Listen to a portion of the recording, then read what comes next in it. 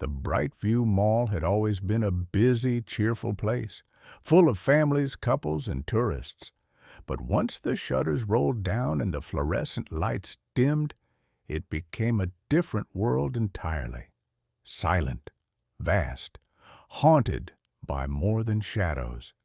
It was a rainy Saturday night when Mira, a 22-year-old part-time employee at Trendy Threads, got scheduled for the closing shift. Her manager had left early, leaving her to lock up and tally the cash register. By the time she finished, the mall had already closed. She grabbed her bag, turned off the lights, and stepped into the quiet corridor outside the store. All the shops were shuttered. The usually loud and vibrant space was now eerie, lit by the faint glow of emergency lights and flickering bulbs. Mira knew the shortest route to the parking lot, but tonight the escalators were off and the elevators strangely unresponsive.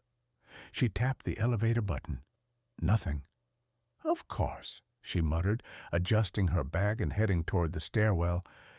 As she passed the central fountain, she heard it. A whisper, soft, almost inaudible.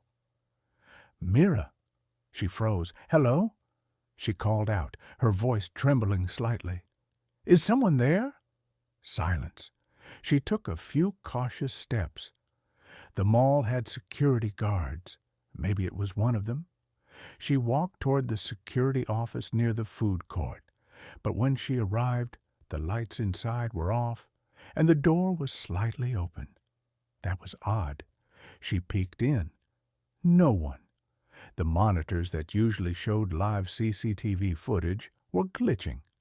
Static danced across the screens, with occasional flashes of distorted footage. She saw herself on one of the screens, walking past the fountain a moment ago, but there was something behind her, a dark silhouette, tall, thin, unmoving. Mira turned around sharply. Nothing. The hallway was empty. She started walking quickly now, heading to the stairs. The lights above her buzzed and flickered as she passed. Her phone had no signal. As she pushed the door to the stairwell, a foul, musty smell hit her. The air was damp. The stairs spiraled downward into darkness. Her phone flashlight barely pierced the gloom, but it was better than nothing. She started down. 1 flight, 2. Suddenly, she heard footsteps above her, fast and heavy.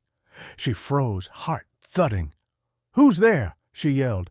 No response. Then, giggling, childlike, echoing down the stairwell, she ran. Bursting out on the ground floor, she found herself not in the parking lot exit, but at the opposite end of the mall. That was impossible. She had counted the stairs. Something wasn't right. She tried the fire exit door. Locked. Panic started to rise in her chest. She turned and gasped. A mannequin stood in the middle of the hallway, not from any store nearby. It wore a cracked porcelain mask and a tattered black dress.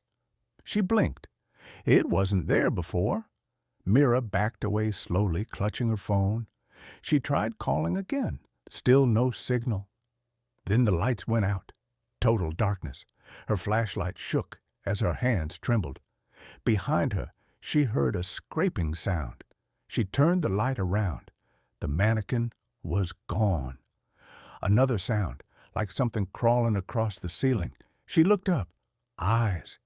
2 glowing eyes stared down at her from the ceiling tiles, blinking once, slowly. She screamed and ran blindly into the darkness, hitting walls, turning corners, until she stumbled into the food court. The lights flickered on again, casting a strange yellow hue. Everything was normal. Empty chairs, closed stalls, soft mall music playing. She tried to catch her breath. Then she saw them.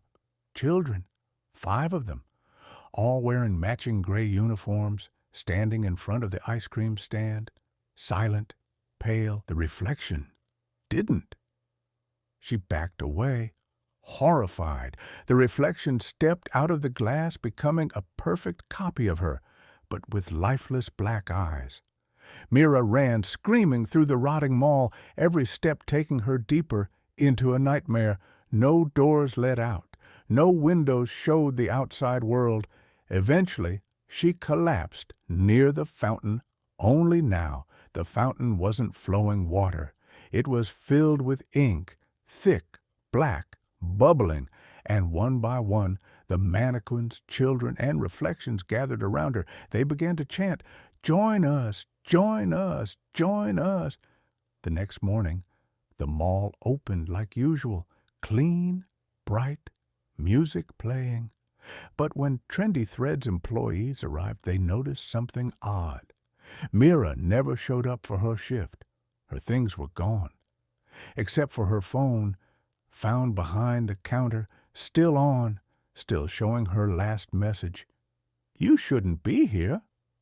And on the security footage at exactly 12:03 a.m., her reflection walked out of the mall. But no one ever saw her again.